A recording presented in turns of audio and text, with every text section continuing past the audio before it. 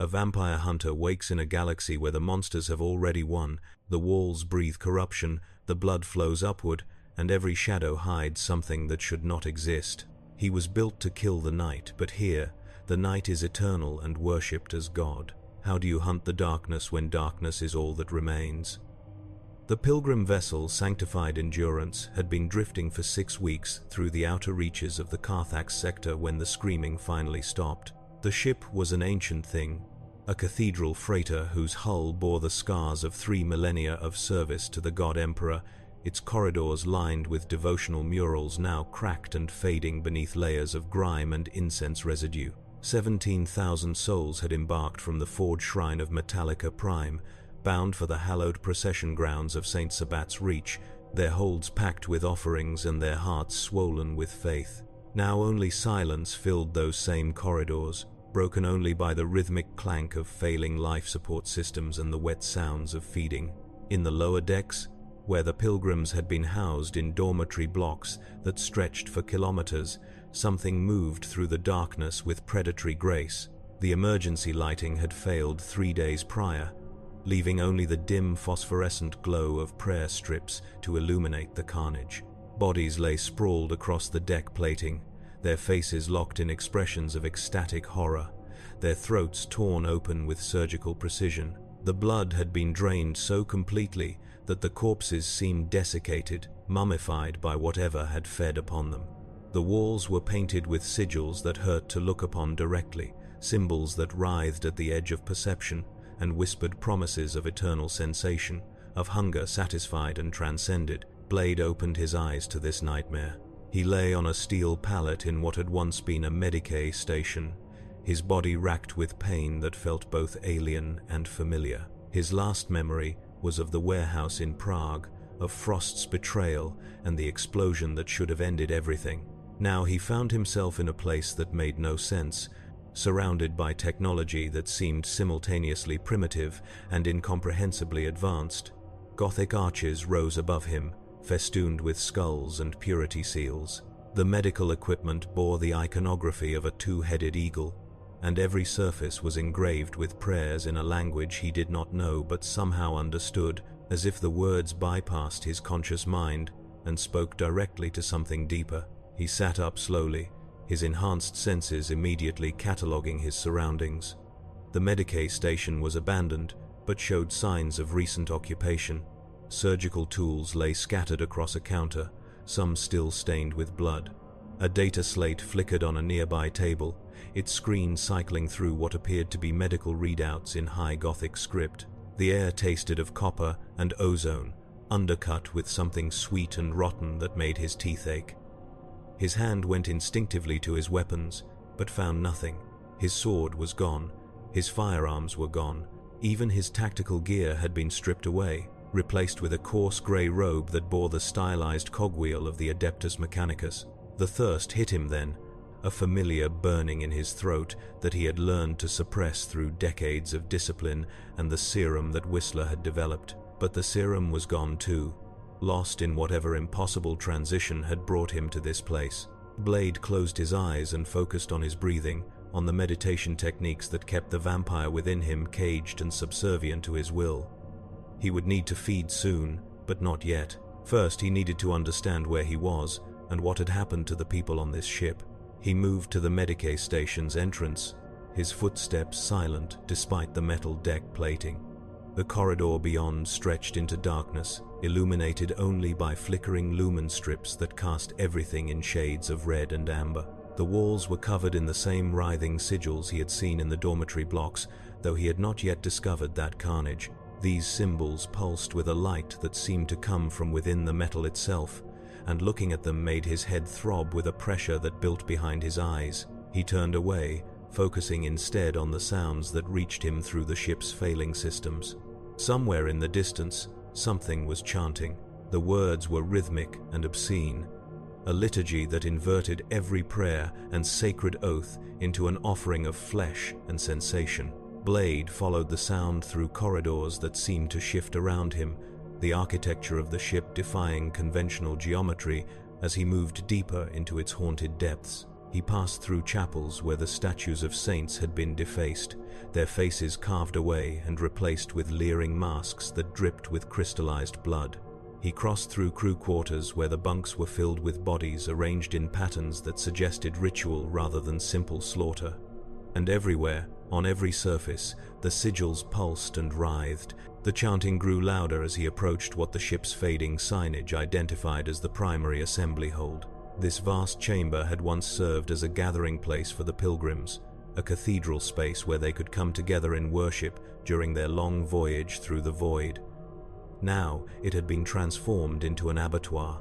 Hundreds of pilgrims hung from chains suspended from the vaulted ceiling, their bodies still alive but drained to the point of delirium. Below them, figures in crimson robes moved through elaborate patterns, collecting the blood that dripped from above into sanctified chalices.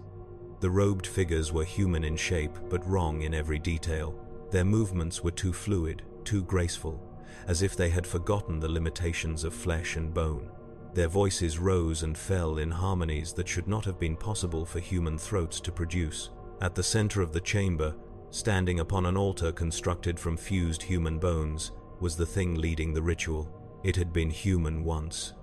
Blade could see the remnants of that humanity in its general form, in the way it still maintained 2 arms and 2 legs and a head that sat atop its shoulders, but everything else had been transformed by whatever dark power animated it. Its skin was the color of fresh bruises, purple and black, and shot through with veins that glowed with internal luminescence. Its eyes were pools of liquid crimson that wept tears of blood down its elongated face. Wings of flayed skin spread from its back, not functional appendages but trophies torn from previous victims and grafted onto its flesh through sheer force of will. It wore robes that seemed woven from shadow and suffering, and in its hands it held a chalice carved from a human skull. The creature turned as Blade entered the chamber, its impossible eyes focusing on him with predatory interest. When it spoke, its voice was a chorus of the dying, every word layered with the final gasps of its victims. Another pilgrim comes to offer devotion. How delightful. The Prince of Pleasure will savor your essence, little lamb. Blade said nothing. He was already moving, his enhanced speed carrying him across the chamber in a blur of motion that surprised even the daemon-touched thing on the altar. He struck with empty hands, driving his fist into the creature's chest with enough force to shatter ceramite armor. The impact sent shockwaves through the chamber, scattering the robed cultists and sending chalices clattering across the deck. The creature staggered back, surprise flickering across its inhuman features, but it did not fall. Instead it laughed, a sound like breaking glass and screaming infants. "Oh, you are not a lamb at all. How wonderful. It has been so long since we had a proper warrior to drain." The cultists were converging now, their robes falling away to reveal forms that had been warped by their devotion to excess and sensation. Some had extra limbs grafted onto their torsos. Others had replaced their faces with masks of living flesh taken from their victims. They moved with unnatural coordination, flowing around Blade like water, their hands reaching for him with fingers that ended in surgical blades and injection needles. He caught the first attacker by the wrist, twisted, and heard bones snap like kindling. The second he drove his elbow into, feeling ribs cave beneath the impact. The third managed to slash across his forearm with a blade that wept toxic venom, but the wound closed almost instantly, his vampire healing already knitting the damaged tissue back together. The daemon-touched leader watched with evident delight as Blade tore through its congregation. It made no move to intervene, content to observe as if this were performance art rather than combat. Only when the last cultist fell, their body broken and leaking blood across the altar steps, did the creature finally move. It flowed forward with liquid grace, its movements leaving afterimages in the air, and struck at Blade with fingers that had become crystalline talons. The blow caught him across the chest, tearing through the rough robe and opening 4 parallel gashes in his flesh. This time the wounds did not heal immediately. The edges burned with warp-touched corruption, the demon's essence fighting against his regenerative abilities. Blade rolled away from the follow-up strike, his mind racing through combat calculations. This thing was not a vampire in any sense he understood. It was something older, more fundamental, a creature born from the psychic suffering of countless victims, but it still moved like a physical being. It still had mass and momentum. It could still be hurt. He came up near one of the hanging chains, grabbed it, and swung himself upward with enough force to tear the chain free from its mounting. The heavy links became a weapon in his hands, 20 feet of sanctified steel that he whipped through the air with brutal efficiency. The chain caught the demon-touched cultist across the side of its head, the impact driving it to one knee. Black ichor sprayed from the wound, sizzling where it struck the deck. The creature's expression shifted from delight to rage, its features contorting into something even less human than before. You dare strike a chosen of she who thirsts. You dare profane this sacred offering. It rose, and as it did, the very air around it began to distort. Reality itself seemed to bend toward the creature, drawn by the gravity of its existence. The hanging pilgrims began to convulse, their remaining life force being pulled from their bodies in streams of glowing essence that flowed into the demon-touched thing like water down a drain. It grew as it fed, its form swelling with stolen vitality, its wings spreading until they scraped the chamber's vaulted ceiling. The temperature dropped precipitously, frost forming on every metal surface, and Blade's breath came out in clouds of vapor that crystallized and fell like snow. He knew he was outmatched. This thing had power beyond anything he had faced before, drawing on reserves of energy that seemed limitless. But Blade had not survived a lifetime of hunting vampires by fighting fair. He scanned the chamber with tactical precision, noting the placement of the support columns, the stress fractures in the ceiling where the chains had been mounted, the way the demon-touched creature had positioned itself directly beneath the largest structural weakness. He coiled his legs beneath him and leaped, not toward his enemy but toward the nearest column. His hands found purchase on the Gothic scrollwork, and he climbed with inhuman speed, racing toward the ceiling as the creature below howled its fury. At the apex of the chamber, where the chains converged into a central mounting hub, Blade found what he was looking for. The hub was ancient, its metal corroded by centuries of moisture and neglect. The ritual below had weakened it further, the warp energies eating away at the sanctified iron like acid. He braced his feet against the ceiling and pulled, every enhanced muscle in his body straining against the metal's resistance. For a moment, nothing happened. Then, with a shriek of tortured steel, the hub tore free. 30 tons of chain and bone altar and structural supports came crashing down. The demon-touched cultist barely had time to scream before it was buried beneath the avalanche of blessed metal. The impact shattered the deck plating, sending cracks radiating outward through multiple levels of the ship.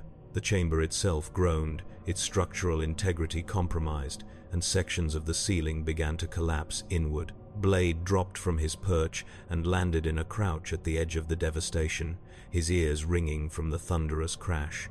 He waited, watching for any sign of movement beneath the wreckage. For a long moment, there was nothing. Then, the pile began to shift. The creature emerged slowly, its form broken and bleeding black ichor from a dozen wounds. Half its face had been torn away, revealing the skull beneath.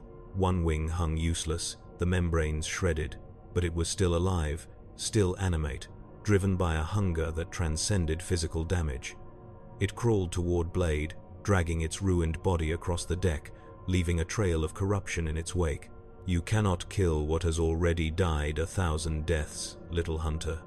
You cannot end what she has claimed for eternity. We are legion, we are hunger unending. And you will feed us for a very long time. Blade watched it approach, his expression unreadable. Then he moved, crossing the distance between them in a single stride. He knelt beside the broken thing and placed one hand on its malformed skull, his fingers pressing into the soft tissue where its temple should have been.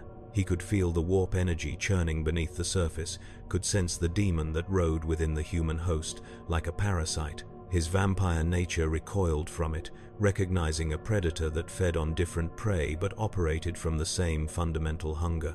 "I've been killing things that won't die for a long time," Blade said quietly. "You're not special." He squeezed, and the skull collapsed inward with a wet crunch. The demon-touched cultist spasmed once, twice, then went still. The light faded from its eyes, and the warp energies that had animated it dissipated into the void, leaving behind only a broken corpse that looked almost pitiful in its ruin. Blade stood and stepped away, his gaze moving to the pilgrims still hanging from what remained of the chains. Most were dead now, their life force drained beyond recovery, but some still breathed, their chests rising and falling in shallow gasps. He began the work of lowering them down, one by one, knowing that each moment he spent here put him at risk of discovery by whatever authorities governed this nightmare place. He had freed perhaps a dozen survivors when the alarms began to wail. The sound was deafening, a klaxon that echoed through every corridor of the ship, accompanied by a recorded voice speaking in that same language he did not know but could somehow understand. The words spoke of contamination and quarantine, of purging protocols and holy fire. Blade looked up at the ceiling, at the damage he had caused, and realized his mistake. The structural collapse had triggered the ship's automated defense systems. Somewhere in the vessel's command deck, servitors were even now routing power to weapons batteries designed to sterilize entire sections of compromised hull. He had minutes at best before this chamber became a crematorium. He grabbed the nearest conscious pilgrim, a young woman whose eyes had gone glassy with shock, and slung her over his shoulder. Then he ran, moving through the collapsing architecture with the survivors he could carry, following his instincts toward what felt like safety. Behind him, the assembly hold erupted in flames as the purge protocols activated, incinerating everything that remained. The heat pursued him through the corridors, a wave of cleansing fire that consumed corruption and innocence alike with equal fervor. He burst through a pressure door just as it began to seal, rolling into a connecting passage that led toward the ship's dorsal spine. The survivors he had saved lay gasping on the deck, their bodies too weak to do more than breathe. Blade knelt beside them, checking pulses and assessing injuries with practiced efficiency. They would live, though they would bear the scars of this horror for the rest of their days. The young woman he had carried opened her eyes and looked at him with an expression caught between terror and gratitude. "What are you?" she whispered in Gothic that his mind translated automatically. "Are you an angel sent by the Emperor?" Blade considered the question. In the world he had left behind, he was many things.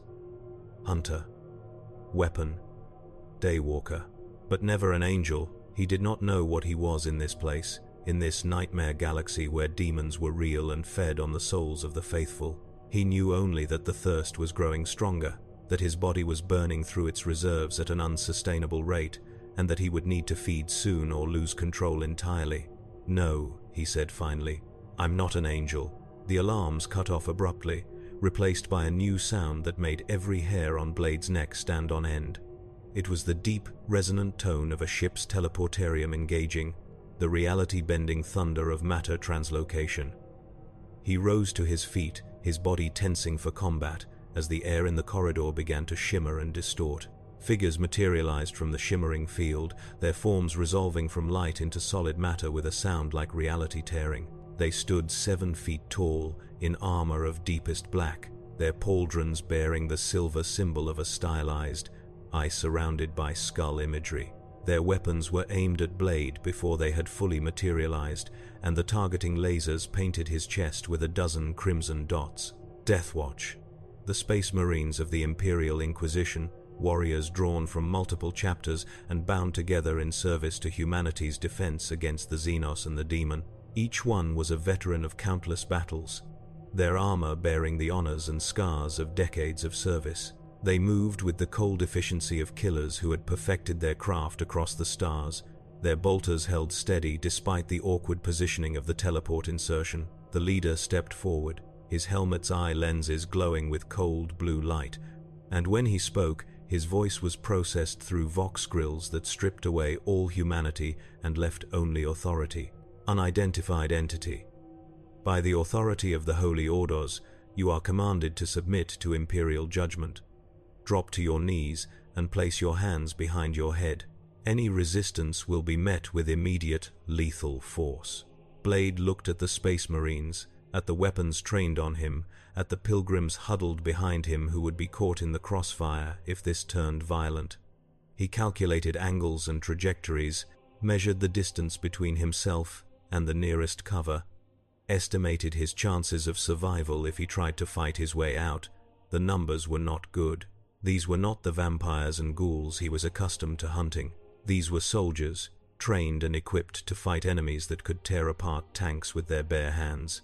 Even with his enhanced abilities, even with his vampire strength and speed, he would be hard-pressed to survive an engagement with a full Death Watch kill team. But he had not survived this long by making the smart choice. He had survived by refusing to surrender, by fighting even when the odds were impossible, by being too stubborn to die when death would have been easier. His body shifted into a combat stance, his weight balanced on the balls of his feet, ready to move in any direction. The Space Marines tensed in response, their fingers tightening on triggers, their targeting systems locking onto vital areas. The standoff lasted 3 heartbeats. Then a new voice cut through the tension, transmitted directly through the kill team's Vox network, but audible to Blade's enhanced hearing.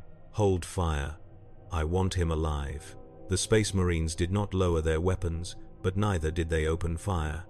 Instead, they held their positions, statues in black ceramite, as a new figure emerged from the shadows of the corridor. She was human, or appeared to be, dressed in armor that was functional but less bulky than the Astartes warplate. Her face was severe, all sharp angles and cold eyes, and she carried herself with the absolute authority of someone who had commanded the deaths of thousands and slept soundly afterward. At her hip hung a plasma pistol whose casing bore the seal of the Ordo Malleus, and in her other hand she held a data slate that displayed information Blade could not read from this distance. Inquisitor Vesta Rallorn studied him with clinical interest, her gaze moving from his face to his hands to the survivors cowering behind him. When she spoke, her voice was measured and calm, the tone of someone conducting an experiment rather than an interrogation. "You are not human. Or rather, you were human once but have been altered by forces I do not yet understand. My Auspex readings show genetic markers consistent with warp mutation, but your psychic signature is almost non-existent. The survivors report that you saved them from the cultists, yet you move and fight with capabilities that suggest demonic enhancement. You are an anomaly, and I do not tolerate anomalies in my sector." She paused, letting her words hang in the air. "You will come with me.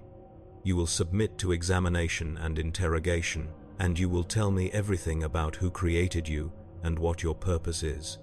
If you cooperate, your death will be quick. If you resist, I will have my kill team dismantle you piece by piece until we extract the truth from your screaming remains." Blade met her gaze without flinching.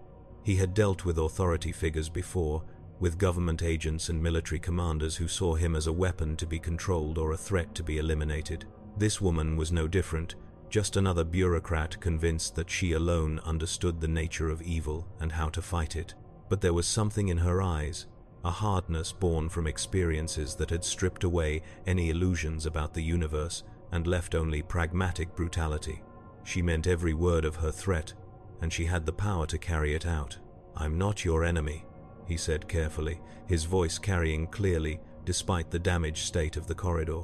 "Whatever you think I am, whatever your sensors are telling you, I'm not one of those things that attacked this ship. I hunt them. It's what I do." The Inquisitor's expression did not change. She consulted her data slate again, scrolling through information that scrolled past too quickly for Blade to track. After a moment, she looked back at him. "My records show that this vessel departed Metallica Prime with full crew and passenger complement 6 weeks ago. Within the first week of warp travel, incidents began occurring. Crew members disappeared. Pilgrims reported strange dreams and compulsions. The astropathic choir fell silent. By week 3, contact with the ship was lost entirely. We intercepted its distress beacon 4 days ago and dispatched my team to investigate."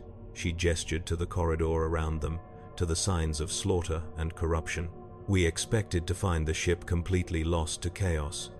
Instead, we find you, an unknown mutant, standing among the corpses of heretics you apparently killed single-handedly. That is not the behavior of a victim.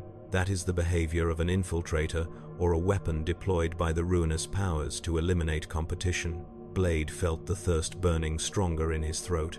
He had expended enormous energy in the fight below, and his body was demanding payment. The scent of blood from the wounded pilgrims behind him was overwhelming, calling to the vampire within him with promises of relief and power. He forced it down, maintained his control, but knew it was only a matter of time before his nature betrayed him to these hunters. Test me if you want, scan me, whatever you need to do to verify what I'm telling you. But those people behind me need medical attention, and there might be more survivors elsewhere on the ship. Are you going to help them? Or are we going to stand here while they bleed out? It was a calculated gamble, appealing to whatever sense of duty this inquisitor possessed beneath her cold exterior.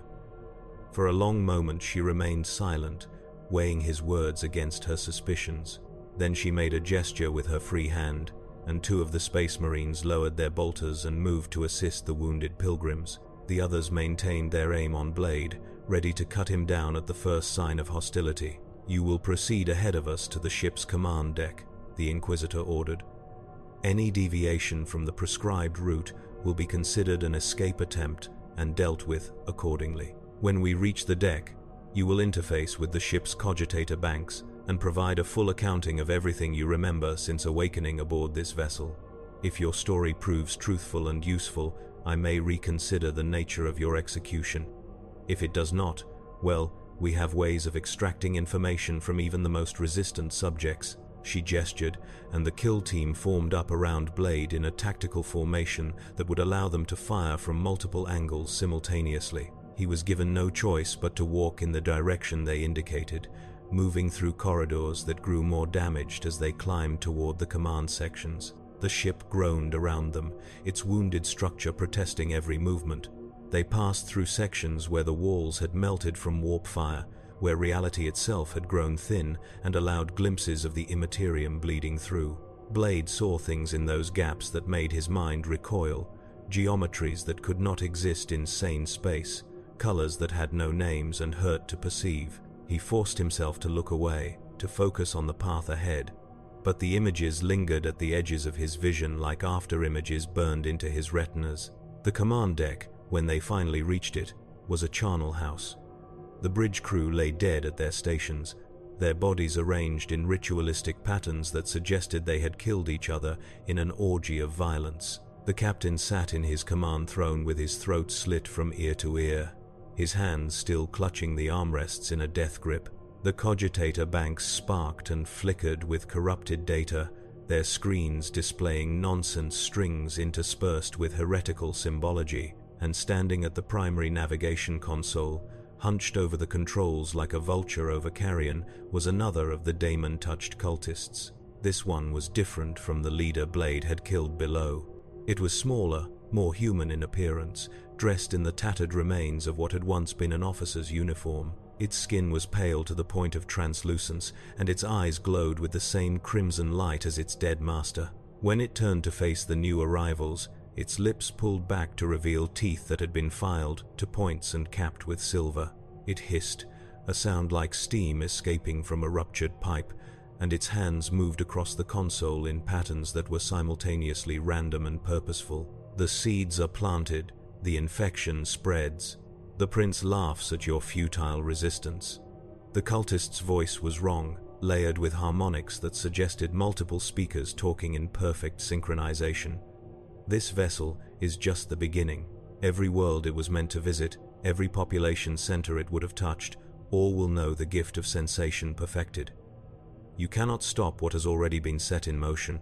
The Inquisitor raised her plasma pistol without hesitation and fired.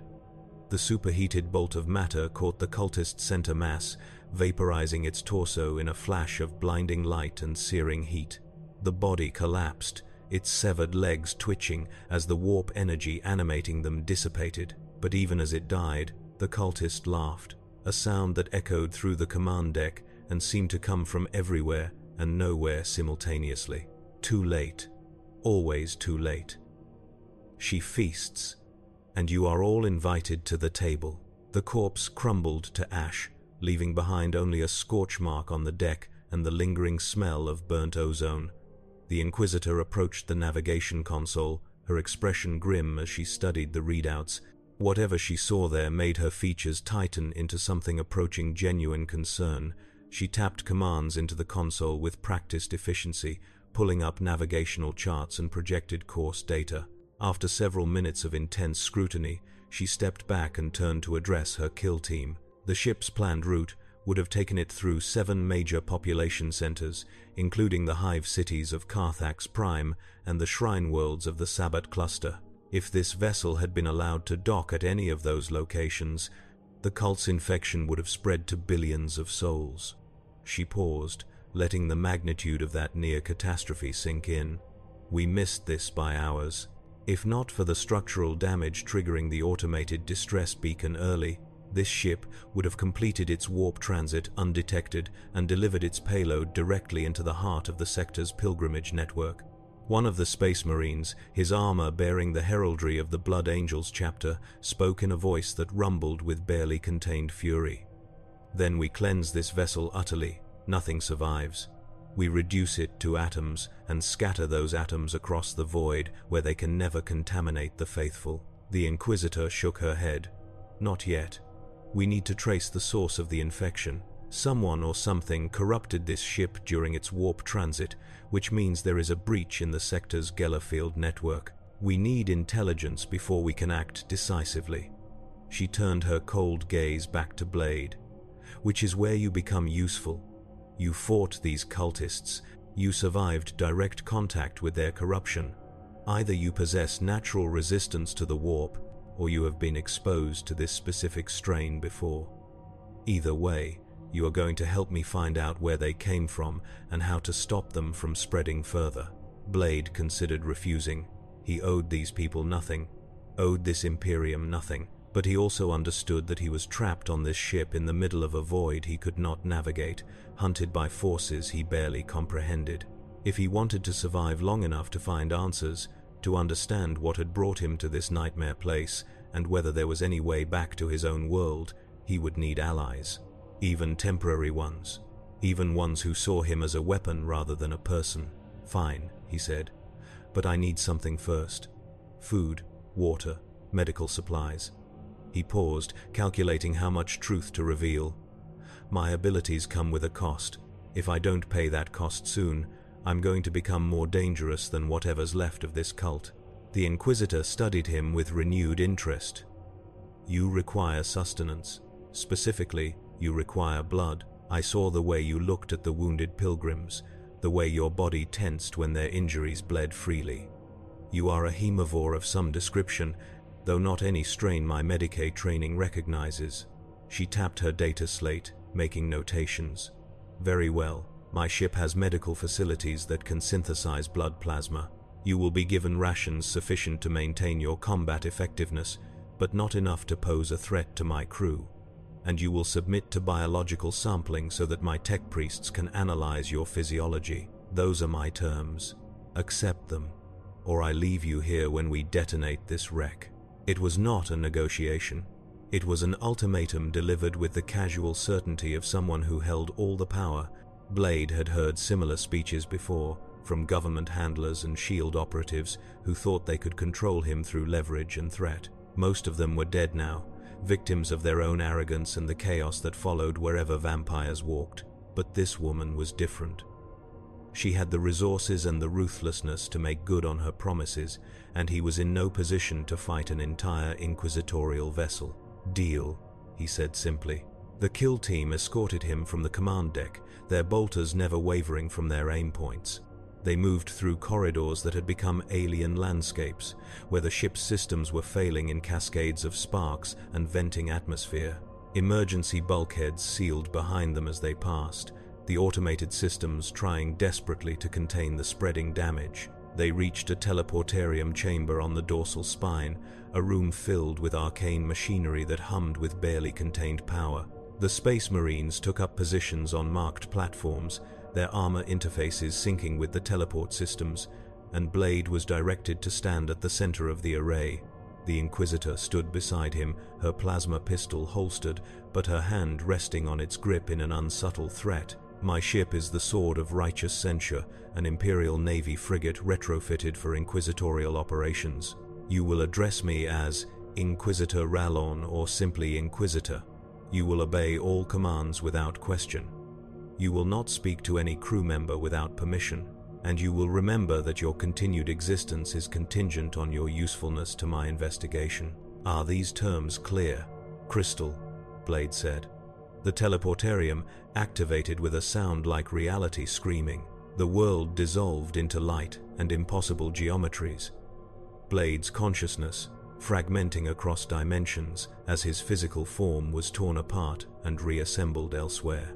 For a subjective eternity, he existed as pure information, aware of himself but lacking any frame of reference or sensory input. Then, with a thunderclap of displaced air, he was solid again, standing on a different teleportarium platform aboard a different ship. The transition left him disoriented, his enhanced senses struggling to recalibrate, his vampire nature howling in confusion at the violation of natural law he had just experienced. The Sword of Righteous Censure was a warship in the truest sense. Every surface was armored, every corridor had firing positions, every chamber was designed to be defensible in case of boarding actions. The crew moved with military precision, their uniforms clean and their weapons well maintained. They gave Blade a wide berth as the kill team marched him through the ship, their expressions a mixture of fear and disgust. He could hear their whispered prayers, their invocations of the Emperor's protection against the abomination that walked among them. It reminded him of how civilians had looked at him in his own world, before he had learned to move unseen through their society. The Medicae Bay was a stark chamber filled with equipment that looked more like torture implements than healing tools. Servitors, their human bodies augmented with mechanical components and lobotomized into unquestioning obedience, stood at various stations, awaiting commands from their tech priest overseers. The Inquisitor directed Blade to a medical slab in the center of the room, and he complied without resistance. Restraints snapped into place around his wrists and ankles, mag-locked bands that would have held a normal human immobile. They would slow him down if he tried to escape, but would not stop him. The Inquisitor knew this, judging by the way she positioned her kill team at every angle with clear fields of fire. A tech priest approached, its face hidden behind a bronze mask, its body more machine than flesh. It carried instruments that clicked and whirred as it moved, sensor arrays that swept across Blade's body in patterns of red light. The tech priest's binary cant was incomprehensible to Blade, but he could see the data streaming across nearby screens, biological information being catalogued and analyzed. After several minutes of examination, the tech priest turned to the Inquisitor and delivered its report in Gothic. Subject displays genetic markers consistent with human baseline, but with extensive augmentation of unknown origin. Musculature exhibits density approximately 3.7 times that of standard human norms. Skeletal structure shows reinforcement suggestive of ceramic composite layering, though analysis indicates organic rather than mechanical enhancement. Cardiovascular system operates at efficiency levels that should result in rapid burnout, yet tissue samples show no sign of degradation. Most significantly, subject's blood contains viral components that defy conventional classification. The Inquisitor leaned forward, her interest clearly piqued. Viral components. Elaborate. The tech priest gestured, and a hololithic display materialized above the medical slab. It showed Blade's blood at microscopic magnification, the cells moving in currents that were both beautiful and alien. Among the normal red and white cells swam others, darker and more aggressive, that seemed to consume and convert their neighbors in an endless cycle of predation and reproduction. The viral agents operate as both parasite and symbiote. They enhance host capabilities while requiring constant feeding on specific biological compounds to maintain stability. Without regular intake of hemoglobin and associated proteins, the viral load becomes increasingly aggressive, eventually overwhelming host neural functions and transforming the subject into a mindless predator. In essence, the subject is sustained by controlled infection with what can only be described as weaponized vampirism. The kill team shifted, their weapons coming up fractionally. The very word vampire carried weight in Imperial culture, associated with Xenos like the hemovores of the Eastern Fringe and demonic entities that fed on life essence. To name Blade as such was to mark him as a threat requiring immediate termination. But the Inquisitor raised a hand, forestalling their reaction. Stand down. If he were completely lost to the infection, he would not have saved the pilgrims. He would have fed on them. She turned her gaze back to Blade. But the tech priest is correct about the risk. How long since you last fed? Blade had been counting the hours since his awakening, measuring his degradation against past experience. 72 hours, maybe more. I can go a week without feeding if I'm not expending energy. But after what happened on that ship, I'm burning through my reserves fast. Another day, maybe 2, before I start losing control. The Inquisitor nodded slowly, making calculations behind her eyes. Then she turned to one of the servitors. Prepare 6 liters of synthetic blood plasma. Standard AB negative formulation. Deliver it in sealed containers. She looked back at Blade. You will feed under controlled conditions. Any attempt to attack crew members will result in immediate termination. Understood? Understood. The synthetic blood, when it arrived, was cold and tasted of chemicals and preservation agents. It was nothing like the rich, coppery warmth of fresh blood, but it was enough. Blade drank slowly, forcing himself to maintain control even as his vampire nature howled for more.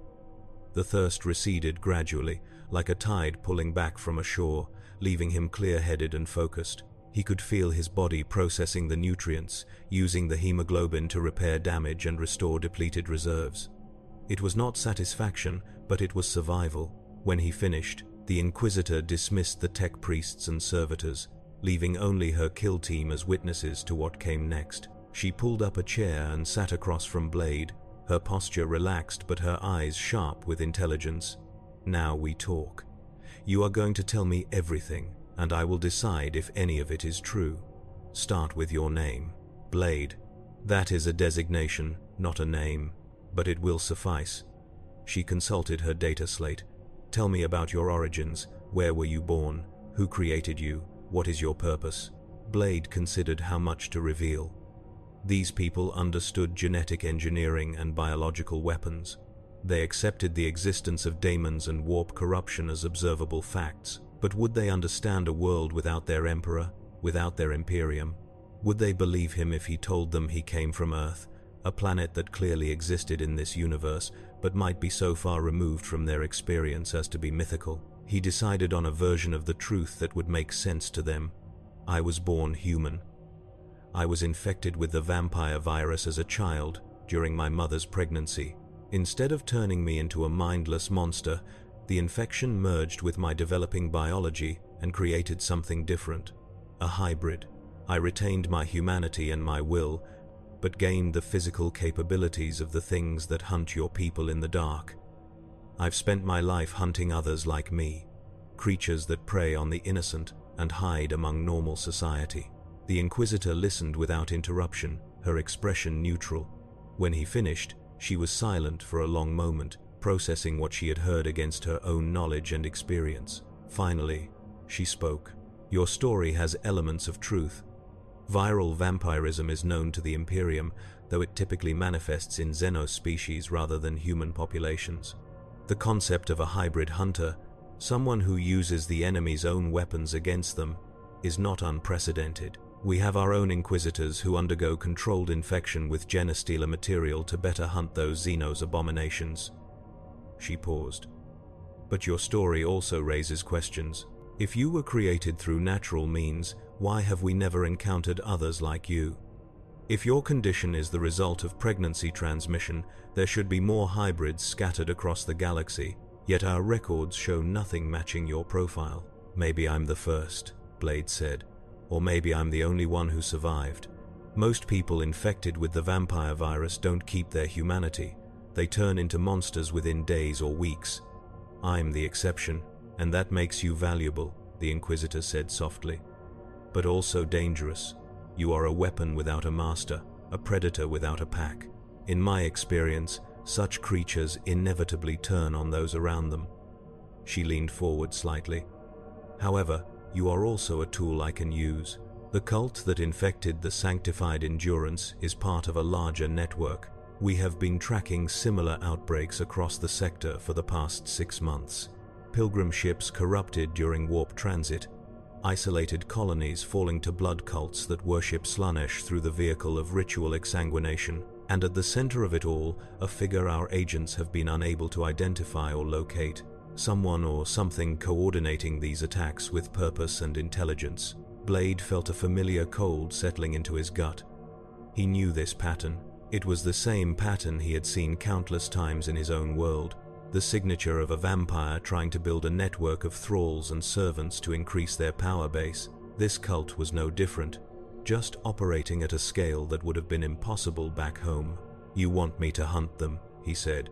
"Not a question. A statement of fact. I want you to help me destroy them," the Inquisitor corrected. "You have capabilities my Death Watch lacks. You can move among corrupted populations without triggering their alarms. You can identify infected individuals through methods my Auspex cannot replicate. And most importantly, you are expendable. If you die in the pursuit of this enemy, the Imperium loses nothing. If you succeed, we gain valuable intelligence and eliminate a major threat to sector stability." It was brutally honest in a way that Blade almost respected. No pretense of partnership or shared cause, just a clear acknowledgement that he was a weapon to be pointed at the enemy and discarded when no longer useful. He had worked under similar terms before, with organizations that saw him as a necessary evil rather than an ally. At least this Inquisitor was not trying to pretend otherwise. "What's the target?" he asked. The Inquisitor activated her data slate, and a hololithic projection appeared in the space between them. It showed a massive structure, a hive city that sprawled across the surface of a planet like a cancer, its towers reaching into a polluted sky and its roots delving deep into the planetary crust. The scale was staggering, suggesting a population in the billions packed into vertical slums and industrial zones. Hive Cephalus, primary population center of the planet Valdris Tertius. 3 weeks ago, the local arbitrators reported an increase in disappearances among the lower hive populations. 2 weeks ago, an entire district went silent, its inhabitants vanishing overnight. 1 week ago, our astropathic communications with the planetary governor were disrupted by psychic interference, suggestive of warp incursion. As of 2 days ago, the hive has gone completely dark. No Vox traffic, no orbital traffic, no response to any attempts at contact. She zoomed the projection in, showing the hive's lower levels where the architecture became a twisted maze of ancient construction and jury-rigged infrastructure. Our analysis suggests the cult has established a stronghold somewhere in the Underhive, the oldest and most lawless sections of the city. They are using the local population as raw material for some larger ritual, draining them of blood and life essence to feed whatever demonic entity they serve. If we do not intervene soon, the entire hive will be lost. 7 billion souls consumed by the ruinous powers. Blade studied the projection, his mind automatically breaking down the tactical situation. A hive city was the worst possible environment for this kind of fight. Too many people, too many hiding places, too many potential vectors for the cult to spread its infection. It would be like trying to sterilize a wound that covered an entire body. You could burn away the visible corruption, but the infection would be festering in the blood and bone, ready to resurge the moment your attention wavered. "You're going to need more than me and your kill team," he said. "A city that size, you need an army. Thousands of soldiers sweeping level by level, clearing and holding territory as they advance. I have requisitioned a full regiment of Imperial Guard," the Inquisitor replied. 3,000 troops with armored support and artillery. They are currently en route from the neighboring system and will arrive within the week. But I cannot wait for them. Every day we delay is another day the cult grows stronger and consumes more victims. I need advance reconnaissance. I need someone who can infiltrate the Underhive, locate the cult's central operations, and provide targeting data for a precision strike. She met his gaze. "That someone is you." Blade looked at the hololithic image of the hive, at the countless levels and districts that would each be a nightmare to navigate. He thought about the creatures he had fought on the pilgrim vessel, about their speed and their hunger and the warp-touched power that animated them. He thought about facing potentially thousands of them in the dark, without backup, without extraction options. It was suicide. A one-way trip into hell, with only the vague promise of inquisitorial support when and if he managed to complete the mission. "When do we leave?" he asked. The Inquisitor allowed herself a small, cold smile. "Within the hour. My ship is already en route to Valdris Tertius. We will insert you via drop pod to avoid alerting the cult to our presence. You will have a Vox bead for communication and a locator beacon for extraction. Beyond that, you operate alone. Hunt the cult, find their leaders, kill what you can, and report what you cannot.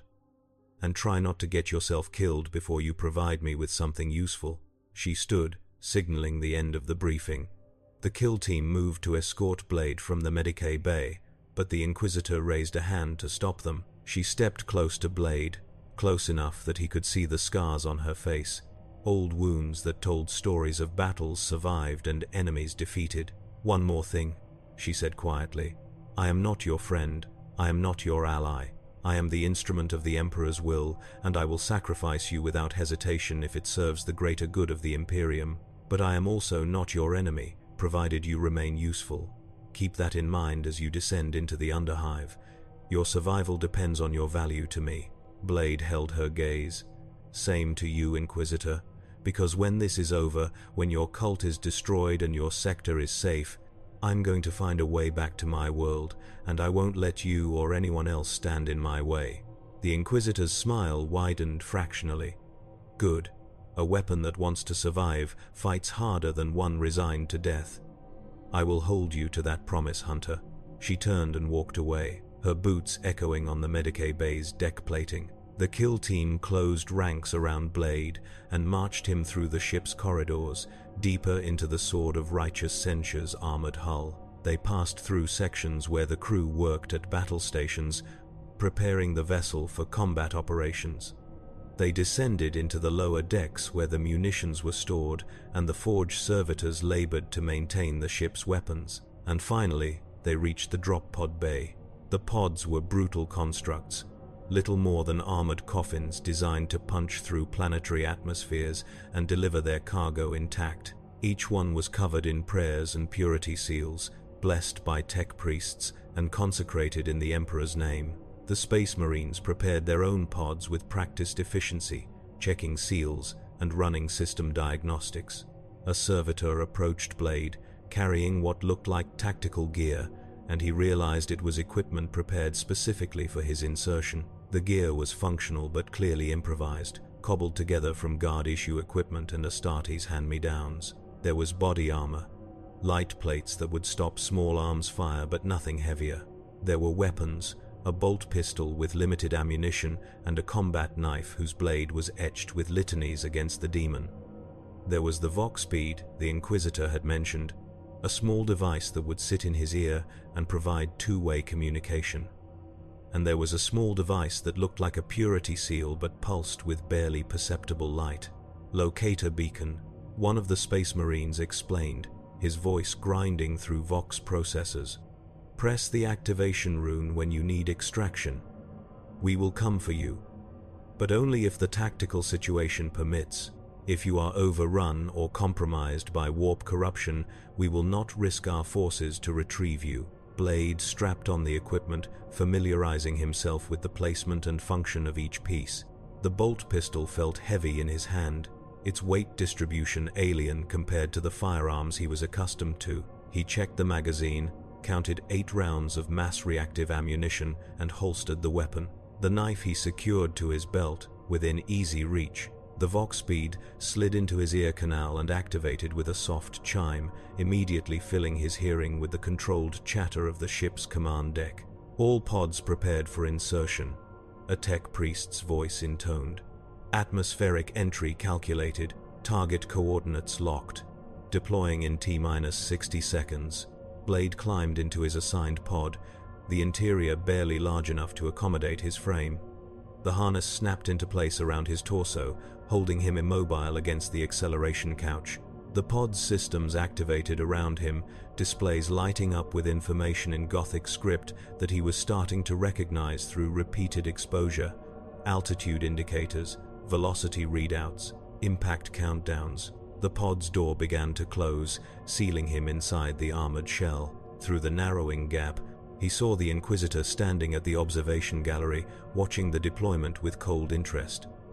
Their eyes met for a moment, and he saw in her gaze the same calculation he had seen in countless handlers before. He was a tool, a weapon, useful until proven otherwise, then discarded without sentiment or regret. The door sealed shut with a hiss of pressurizing atmosphere. The pod's interior lights dimmed to red, and then the launch rails engaged.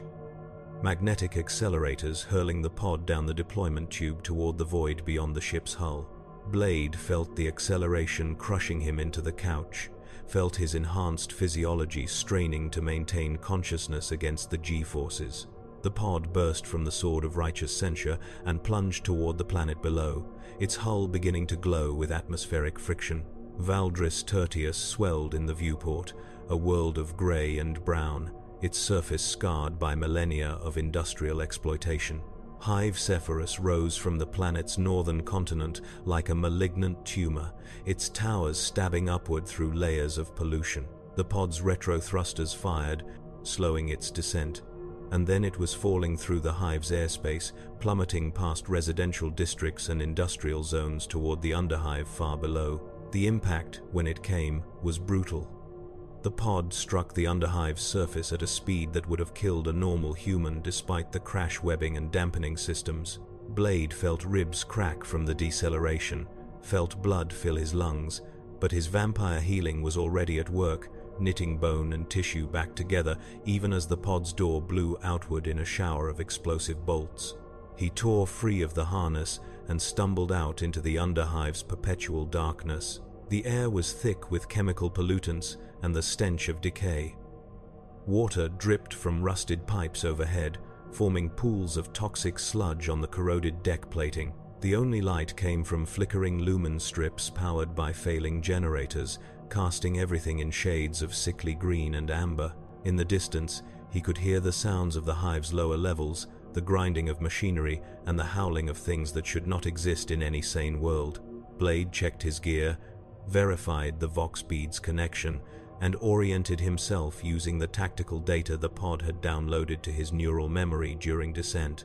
The cult's suspected stronghold was 3 kilometers deeper into the Underhive, in a section marked on Imperial records as the Rust Quarter, an abandoned industrial zone that had been sealed off decades ago after contamination incidents killed thousands of workers.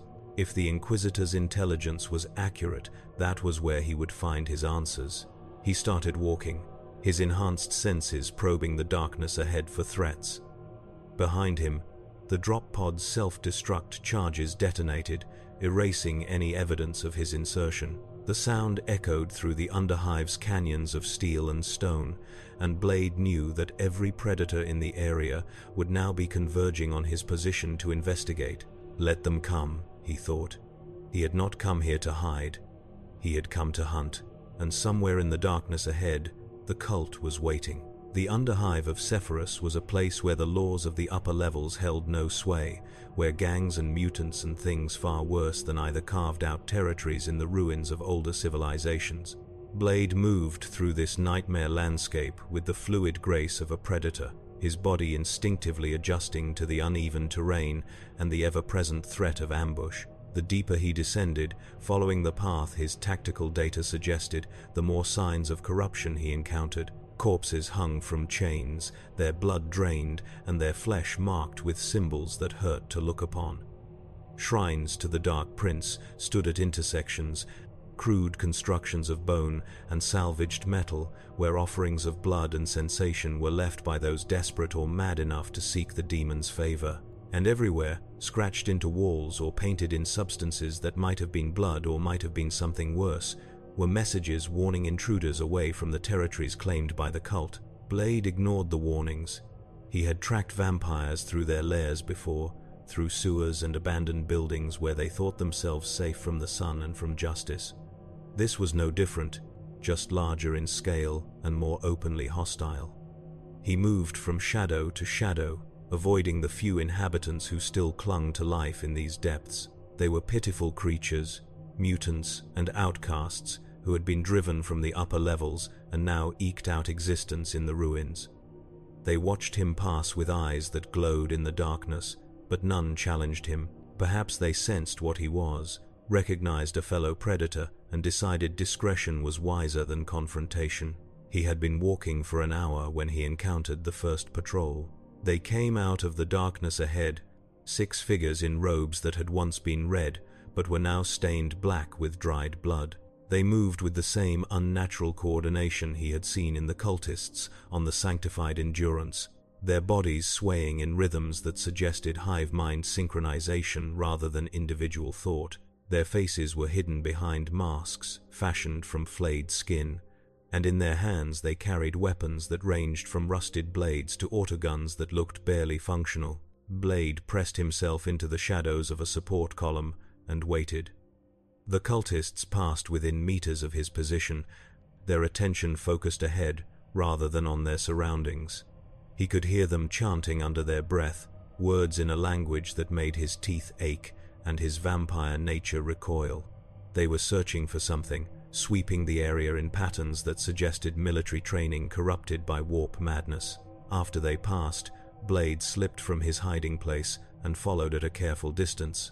The cultists led him deeper into the Rust Quarter, through sections where the architecture became increasingly alien.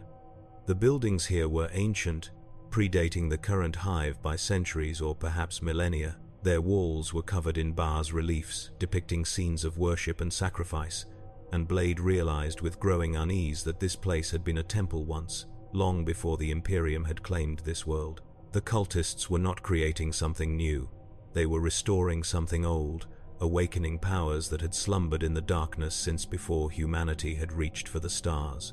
The patrol stopped at a massive set of doors, easily 20 meters tall and carved from a single piece of dark stone.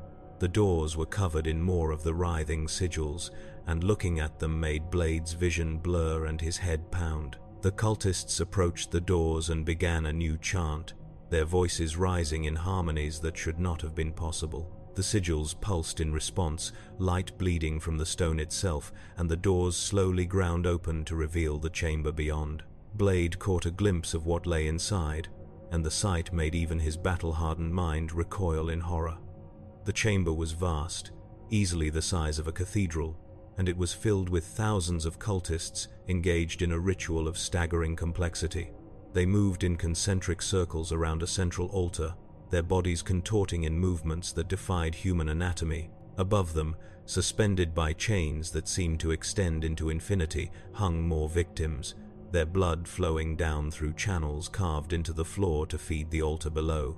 And at the altar itself, conducting the ritual with the authority of a high priest, stood a figure that radiated power like a dark sun. It was tall, perhaps 9 feet in height, and its body was perfect in every proportion. Its skin was the color of fresh cream, unblemished and smooth as marble. Its features were beautiful beyond mortal beauty, androgynous and compelling in ways that made Blade's instincts scream warnings. It wore armor that seemed woven from shadow and desire, plates that shifted and changed with every movement to reveal or conceal flesh according to no pattern he could discern. In one hand it held a staff topped with a human heart that still beat, and in the other it held a chalice that overflowed with blood that never spilled. This was no mere cultist. This was something older, more powerful, a being that had transcended human limitations and become something that existed in multiple realities simultaneously. Blade recognized it from the Inquisitor's briefings, from the warnings about entities that served the Chaos Gods directly. This was a daemon, a creature of the warp given form and purpose by the worship and sacrifice of mortal souls. The patrol cultists prostrated themselves before the doors, their chanting reaching a fevered pitch. The demon at the altar turned its perfect gaze toward them, and even from this distance Blade felt the weight of its attention like a physical force. When it spoke, its voice was every pleasure and pain combined into a single sensory experience that transcended simple sound. The harvest proceeds as ordained. The blood of 7 billion will water the seeds we have planted, and from their suffering will bloom gardens of eternal delight. The prince is pleased with your devotion, my children. Soon, very soon, this entire world will know the ecstasy of transformation. The demon raised the chalice to its lips and drank deeply, and as it did, the victims hanging overhead began to scream in unison. Their blood flowed faster, the channels in the floor glowing with crimson light, and the ritual intensified to a crescendo that made the air itself vibrate with barely contained power. Blade felt it calling to him, felt the vampire within him responding to the promise of blood and power and satisfaction. He forced it down, maintained control through sheer willpower, but knew he could not remain here much longer without risking exposure. He retreated carefully, backing away from the doors as they ground shut once more. The patrol cultists remained prostrate, lost in their ecstatic devotion, and did not notice as he slipped back into the shadows. When he had put sufficient distance between himself and the temple, he activated his Vox speed. Inquisitor, this is Blade. I've located the cult's central operations. You need to hear this. Static crackled through the Vox speed, interference from the warp energies saturating the area. Then the Inquisitor's voice came through, distorted but comprehensible. Report. Blade described what he had seen, the temple and the ritual and the daemon coordinating it all. As he spoke, he could hear the tension building in the Inquisitor's responses, the calculations being made in real time about how to respond to this threat. When he finished, there was a long silence before she responded. A daemon of Slanesh, manifested in the material realm and conducting mass sacrifices to strengthen its presence. This is worse than I feared. The cult is not simply draining victims for sustenance. They are preparing a summoning ritual that will tear open the veil between realms and allow the warp to flood into Hive Sephiroth. If they complete that ritual, the entire planet will be consumed by the Imperium within days. How long do we have? Blade asked. Unknown. The ritual you observed was in its intermediate phases. Full manifestation requires precise astronomical alignments and sufficient sacrifice to weaken the barriers between worlds. My astropaths calculate we have perhaps 72 hours before conditions become optimal for summoning. After that, nothing short of exterminatus will save this world. Exterminatus, the final sanction of the Imperium, a judgment that condemned entire worlds to death rather than allow them to fall into the hands of chaos. Blade had heard the term during his briefings, understood what it meant in practical terms. Cyclonic torpedoes and atmospheric incinerators that would reduce the planet's surface to lifeless ash. 7 billion people erased from existence because a cult had infected their hive. There has to be another way, he said. A surgical strike. Take out the daemon and the ritual collapses. You are suggesting that we can kill a manifested demon with conventional weapons. I admire your optimism, Hunter, but daemons do not die. They are banished back to the warp, and even that requires specialized equipment and extensive preparation. I do not have the resources for such an operation, not in the time available. Blade looked back toward the temple, at the faint glow visible through cracks in the ancient stone. He thought about the thousands of cultists inside, about the victims hanging from chains, about the 7 billion souls living above them who had no idea their world was about to end. He thought about every vampire he had ever killed, every monster he had hunted through the darkness, and realized that this was no different. Different scale, different stakes, but the same fundamental truth. Someone had to stand between the monsters and the innocent, even when the odds were impossible. I'm going in, he said. I'll kill the daemon or die trying. Either way, you'll have your answer. Negative. You will maintain your current position and provide reconnaissance until the guard regiment arrives. That is a direct order. Then court-martial me after I'm dead. Blade pulled the Vox bead from his ear and crushed it beneath his boot. The Inquisitor's voice cut off mid-protest, leaving him alone in the darkness of the Underhive. He knew he had just made an enemy of the one person in this nightmare galaxy who might have helped him find a way home, but he also knew he could not stand by while millions died. It was not in his nature. It was not who he was. He checked his weapons, the bolt pistol and combat knife that would be laughably inadequate against what waited inside the temple. He thought about his strengths and his limitations, about what he could do with enhanced speed and strength against enemies that commanded the powers of hell itself, and he realized that he had one advantage the cultists would not expect. He was a vampire, a creature that fed on blood and life force. And the temple was saturated with blood magic, channels and rivers of stolen vitality flowing through carved stone to power the ritual. If he could disrupt that flow, sever the connection between the victims and the altar, he might be able to weaken the demon enough to banish it. It was a desperate plan, built on assumptions and hope rather than solid intelligence, but it was the only plan he had. Blade moved back toward the temple doors, timing his approach to coincide with the next patrol rotation. When the cultists came through, lost in their devotional trance, he struck from the shadows. The first went down with his throat crushed, dying silently. The second he dispatched with the combat knife, the blessed blade punching through ribs to pierce the heart. The others died in similar fashion, their bodies left cooling in the darkness as Blade stripped one of their robes and pulled it over his gear. Disguised as a cultist, he passed through the doors and into the temple proper. The scale of the ritual was even more overwhelming from within. Thousands of voices rose in unison, creating harmonies that bypassed the ear and resonated directly in the skull. The air was thick with incense and blood scent, a narcotic combination that would have overwhelmed normal senses. Blade moved through the crowd, adopting the swaying gait of the cultists around him, his face hidden beneath the flayed skin mask. He could feel the warp energies washing over him, trying to find purchase in his mind, but his vampire nature created a buffer of sorts. The infection that sustained him was too alien, too fundamentally predatory, to allow the seductive whispers of Slanesh to take root. He worked his way toward the outer rings of the ritual, where the channels carved into the floor glowed brightest with flowing blood. The channels formed complex patterns, geometric designs that hurt to look upon directly, all converging on the central altar where the daemon conducted its obscene liturgy. Blade knelt beside one of the channels and pressed his hand into the flow, feeling the stolen life force burning against his skin. The blood was not merely physical substance. It was charged with psychic energy. The terror and pain of the victims amplified and refined into raw power for the daemon to consume. He pulled the bolt pistol from beneath his stolen robes and aimed at the channel's junction point, where multiple flows converged before continuing toward the altar. The mass-reactive round struck with devastating force, shattering the carved stone and spraying blood across the nearby cultists. The disruption was immediate.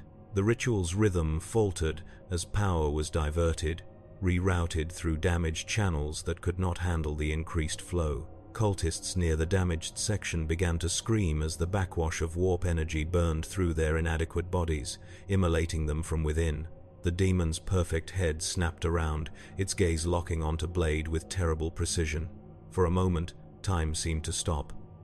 Then the demon smiled, and the expression was worse than any snarl of rage could have been.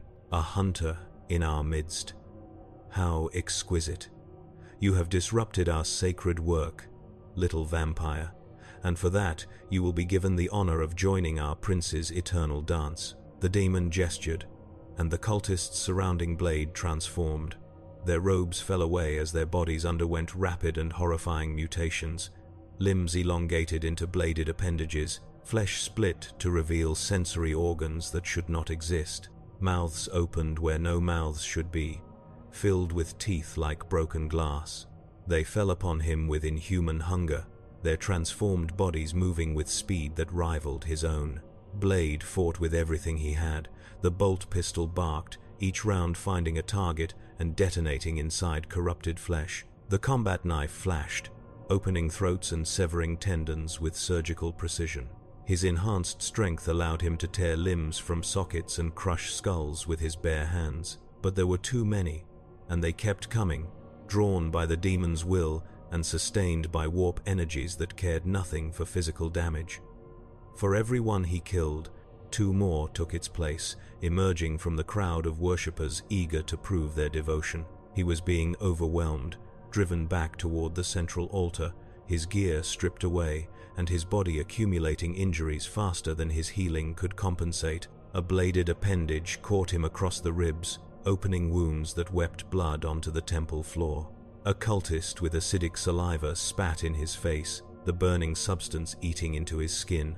Another wrapped tentacles around his throat, choking off his air supply, and he had to tear it away with hands that left his own skin behind in the process. Through the chaos of combat, Blade saw the demon watching with evident pleasure, feeding on the violence and suffering like a connoisseur savoring a fine meal. It made no move to join the fight, content to observe as its servants attempted to drag the interloper down. But there was something in its posture, a tension that suggested concern beneath the facade of amusement. The disruption to the ritual had cost it power, forced it to divert resources to repair the damage. And every moment Blade survived was another moment the demon could not focus on completing its summoning. He changed tactics. Instead of trying to fight his way out, he fought his way deeper in, toward the altar and the demon itself. The cultists tried to intercept him, but he was faster, his vampire speed allowing him to slip through gaps in their press. He vaulted over outstretched limbs, ducked under slashing blades, and drove forward with single-minded determination. If he could reach the demon, if he could damage the altar itself, he might disrupt the ritual beyond any possibility of repair. The daemon's amusement faded as it realized his intent. It raised the staff with the beating heart, and reality screamed in protest. Warp energies lashed out in visible arcs of purple lightning, striking Blade and sending him crashing to the floor. His muscles spasmed uncontrollably, his nervous system overloaded by power that should not exist in the material realm. The demon advanced slowly, savoring his helplessness. "You are brave, little hunter. Foolish, but brave. You thought to deny us our ascension, to rob the prince of the offering we have prepared with such care. But you are just one creature, alone and outmatched, in a temple consecrated by the blood of millions. What could you possibly hope to achieve?" Blade tried to speak, tried to force words through a throat that would not obey his commands. The daemon leaned closer, its perfect face filling his vision, and he could see his reflection in its eyes. He saw himself as the daemon saw him, a broken thing lying in a pool of his own blood, a failed hunter at the end of a futile quest.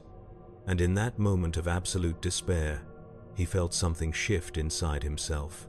The vampire within him, the infection that had been his curse and his gift for so long, surged forward with renewed hunger.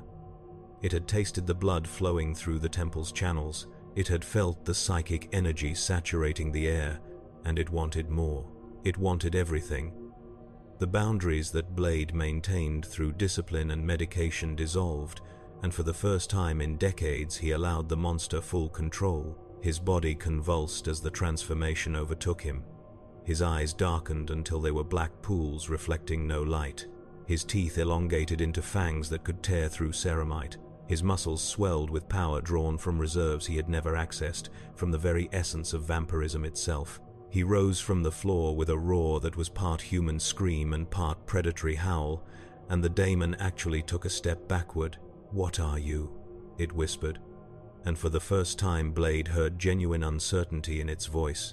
He did not answer with words. He lunged forward and sank his fangs into the demon's perfect throat, drinking deeply of the essence that sustained its manifestation. The demon shrieked, a sound that shattered lumen strips and cracked stone as Blade's vampire nature tore into its warp stuff and consumed it. The daemon's form began to destabilize, its perfection fracturing into fragments that revealed the seething chaos beneath. It struggled, beating at Blade with fists that struck like thunder, but he held on with desperate strength, drinking and drinking until the demon's struggles grew weaker. Around them, the ritual was collapsing. The cultists who had been sustained by the demon's power began to fall, their transformed bodies reverting to human forms that could not survive the transition. The channels carved into the floor went dark as the stolen life force dissipated back into the warp. The victims hanging from chains began to stir, consciousness returning as the daemon's hold over them weakened, and the temple itself groaned, its ancient structure protesting the violent disruption of energies that had been building for months. The demon's form finally collapsed, dissolving into mist and shadow that dissipated into the void. Blade fell to his knees, his body reverting to its normal state, his mind reeling from what he had just done. He had not merely banished the demon. He had consumed part of its essence, incorporated warp energy directly into his vampire nature. He could feel it burning inside him, alien power that his infection was struggling to process and integrate. He did not know if that made him stronger, or if he had just damned himself in ways the Inquisitor could not have imagined. The temple was silent now, the cultists dead or fled, the ritual broken beyond repair. Blade staggered to his feet and looked around at the devastation. Thousands of bodies lay cooling on the floor, and the stench of death was overwhelming even to his enhanced senses. Above him, the victims were slowly being lowered by servitors that had apparently survived the chaos, their automated programming compelling them to render aid now that the immediate threat had passed. He should have felt victorious. He had stopped the summoning, saved the planet from damnation, proven that even demons could be defeated with the right combination of desperation and audacity. But instead, he felt hollow, exhausted in ways that went beyond physical fatigue. He had let the monster take control. He had fed on warp stuff, on the essence of daemons themselves. And he did not know what that meant for his future or his soul. The Vox speed he had crushed earlier crackled to life, somehow still functional despite the damage. The Inquisitor's voice came through, tight with barely controlled fury. "Blade, answer immediately or I will have this entire section of the Underhive reduced to molten slag." He retrieved the broken device, held it to his ear. "I'm here. The demon is banished. The ritual is broken. Send your people in to secure the survivors." There was a long silence. Then, "You disobeyed a direct order. You broke Vox discipline in the middle of an active operation. You engaged an enemy far beyond your capability to defeat and somehow survived. I should have you executed for insubordination." Another pause. "But you also saved 7 billion lives and eliminated a major chaos threat. That earns you a temporary reprieve. Remain at your current position. Extraction teams are en route." The Vox went dead, and Blade was left alone in the temple with the bodies of the cultists and the slowly waking survivors. He sat down on the altar steps, too tired to care about the symbolism, and closed his eyes. He had won this round, but he knew there would be others. This galaxy was full of monsters, and he was trapped here with them, a hunter without a home, a weapon without a master. But he was still alive, and as long as he was alive, he would keep hunting.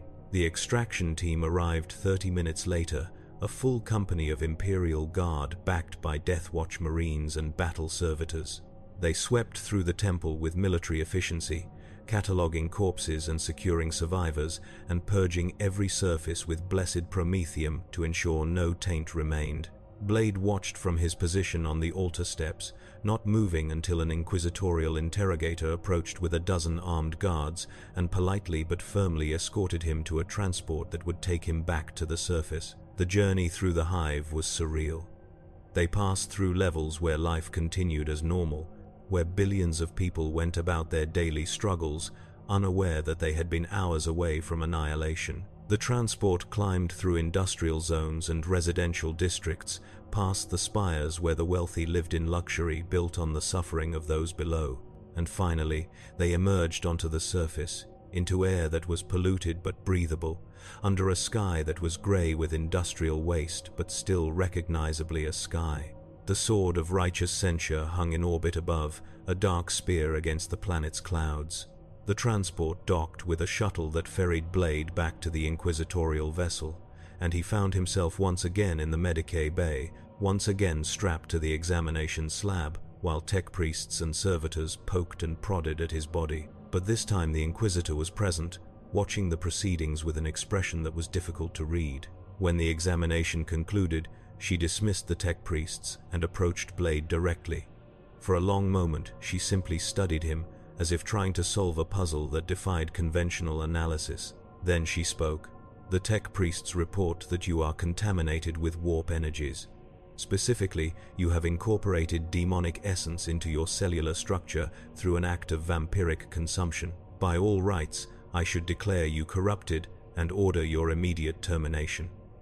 She paused. "But the corruption appears stable. Your viral infection is breaking down the warp energy and converting it into something your physiology can process. It is unprecedented and frankly disturbing, but it does not appear to pose an immediate threat to those around you." Blade said nothing. He had known the risks when he allowed himself to feed on the demon's essence. He had made his choice and would live with the consequences. The Inquisitor continued, "You saved billions of lives today. You also disobeyed orders and demonstrated a disturbing tendency toward reckless heroics. I am uncertain whether you are an asset or a liability." She reached a decision. "I am placing you under inquisitorial custody indefinitely. You will accompany my kill team as we continue our investigation into the cult's remaining operations. You will follow orders without question, and you will submit to regular examination to ensure the warp contamination does not spread. In exchange, I will provide you with the resources and support necessary to continue your hunt. Do you accept these terms?" It was not really a question.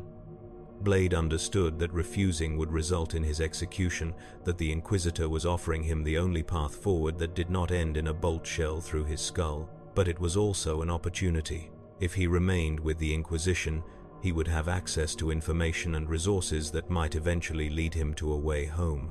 He would also have a purpose, a mission that aligned with what he had been doing for decades before his arrival in this nightmare galaxy. "I accept," he said. The Inquisitor nodded, satisfied. "Good. Then we have work to do. The demon you banished was only one piece of a larger operation. Our intelligence suggests there are other cells, other temples, scattered throughout the sector. We will find them, we will destroy them, and you will be our weapon against the darkness." She turned to leave, then paused at the door. "One more thing. You asked me earlier what you were. Whether you were an angel sent by the Emperor. I have thought about that question, and I have an answer. You are not an angel. You are a hunter, the same as you have always been, and in this galaxy, that makes you rare and valuable beyond measure. Do not waste that gift by dying foolishly." She left, and Blade was alone again with his thoughts. He looked down at his hands, at the skin that had touched demonic essence and survived. He thought about the monster he had released inside himself, about the vampire he had finally allowed to feed without restraint, and he wondered if he was still the man he had been, or if he had become something new in that temple, something shaped by this galaxy's horrors into a weapon that could fight on its own terms. He did not have an answer, but he knew one thing with absolute certainty. He would keep hunting, he would keep fighting, and he would find a way to survive in this nightmare universe, no matter the cost, because that was what hunters did. They adapted, they endured, and they never stopped moving forward, even when the darkness seemed infinite and the prey impossible to kill. In the days that followed, Blade accompanied the Inquisitor's kill team to 3 more cult strongholds across the sector. Each operation followed a similar pattern: intelligence gathering, infiltration, violent confrontation with corrupted humans and daemon-touched creatures, extraction with survivors when possible, purging with holy fire when not. And throughout it all, Blade fought with the brutal efficiency that had defined his existence, killing monsters and saving the innocent in equal measure. He learned the rhythms of Imperial warfare, the doctrines and strategies that governed how humanity fought its endless war against the darkness. He learned to recognize the signs of chaos corruption, the subtle tells that marked someone as a cultist or a daemonic host. He learned to move through battlefields where the laws of reality were suggestions rather than rules, where physics bent to the will of entities that existed beyond mortal comprehension, and he learned that he was not alone in his war. The galaxy was full of hunters like himself, men and women who had dedicated their lives to fighting the monsters that preyed on humanity. Some wore the armor of space marines, genetically engineered warriors who knew nothing but war. Others served the Inquisition, agents of imperial authority who wielded authority and firepower in equal measure. Still others were simple soldiers, mortals with lasguns and faith, who stood against horrors that should have broken them. They were all doing what Blade had always done, standing between the monsters and the innocent, fighting even when the odds were impossible, refusing to surrender even when death would have been easier. In that, at least, he had found something familiar in this alien universe. The fourth operation took them to a world called Monstrous, a death world where the population lived in sealed habdomes surrounded by hostile wilderness. The cult had infiltrated one of the domes, a research station that studied the planet's aggressive ecosystem, and had been using the researchers as experimental subjects for a new strain of the vampiric infection. When Blade and the kill team arrived, they found a station full of creatures that were neither fully human nor fully demon, trapped in a state of perpetual transformation that left them mad with pain and hunger. The purge was brutal and complete. Blade moved through the station's corridors with methodical precision, his combat knife and bolt pistol dispatching the infected with clinical efficiency. But as he fought, he could not help but see himself in the creature's eyes, could not help but recognize the same struggle he faced every day. They had been human once. They had been infected with something that changed them, twisted them into monsters they had not chosen to become. The only difference was that he had maintained his humanity through discipline and will, while they had been overwhelmed by the transformation. It was a sobering reminder of how thin the line was between hunter and monster, between salvation and damnation. When the operation concluded, the Inquisitor approached him in the station's command center. Outside, servitors were already beginning the process of sterilizing the facility, burning away every trace of corruption. She carried a data slate, and her expression was troubled. "We have intercepted astropathic communications suggesting the cult has established a major stronghold on a world called Nemeron Quintus, deep in the sector's frontier regions. Our intelligence is limited, but reports suggest they have been operating there for years, building power and converting the local population. If we are to truly end this threat, we must strike at Nemeron Quintus and destroy whatever they have built there." Blade cleaned his knife on a piece of cloth, wiping away the blood and worse substances that coated the blade. "How long until we can move on this target?" 2 weeks. We need to requisition additional forces and coordinate with the local Imperial Navy assets. This will not be a simple infiltration operation. This will be a war. She paused. "I am giving you the option to withdraw. You have served well, exceeded all expectations, and I can arrange transport to a civilized world where you can attempt to build a new life. You have earned that much." Blade looked at her, at the woman who had threatened him with execution and then given him purpose in this nightmare galaxy. He thought about what withdrawal would mean, about trying to live a normal life in a universe that was fundamentally hostile to his existence. He thought about the monsters that would continue to hunt the innocent if he walked away, about the cultists and daemons that would feed on suffering in his absence. He thought about who he was, and who he had always been. "I'm not built for retirement, Inquisitor. I'm built for war. I'll see this through to the end." The Inquisitor allowed herself a rare smile. "I expected nothing less." "Then prepare yourself, Hunter. Nemeron Quintus will test everything you have learned, everything you have become. And if we fail there, the cult will spread beyond our ability to contain it." She left, and Blade was once again alone with his thoughts. He looked out through the station's reinforced windows at the hostile wilderness beyond and the storm clouds gathering on the horizon. Somewhere out there, beyond the storms and the void, a war was waiting. A final confrontation with the forces that had nearly consumed this galaxy's inhabitants. He had been preparing for this moment his entire life. Every vampire he had killed, every fight he had survived, every lesson he had learned in the blood and darkness had been leading toward this. He was no longer just a hunter from another world, lost and alone in an alien universe. He was a weapon forged in the fires of 2 realities, shaped by experiences that transcended conventional understanding. He was Blade, Daywalker, Vampire Hunter, and he was ready.